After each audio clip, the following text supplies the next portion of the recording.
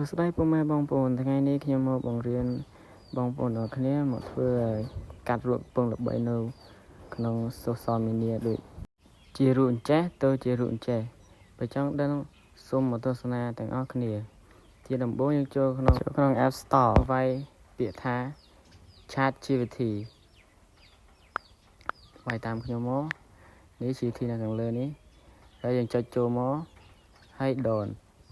download តែខ្ញុំមានហើយនេះខ្ញុំចូលម្ដងមកនេះ ChatGPT ខ្ញុំចុចចូលរួចហើយយើងជ្រើសរើសយករូបភាពនេះណាគ្នាចាកន្លែងសញ្ញាបូកនេះចុចតាមខ្ញុំមកយក2ចឹងមករួចហើយ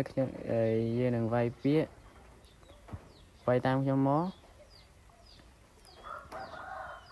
រួចហើយយើងចុចបញ្ជូន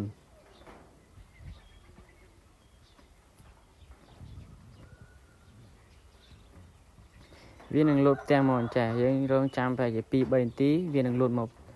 កជារូបថតឲ្យយើងមើលឬហើយយើងសេវទុកយើងចូលក្នុងរូបថតយើងនឹងបានរូបមួយផ្ទះដ៏ស្រស់ស្អាត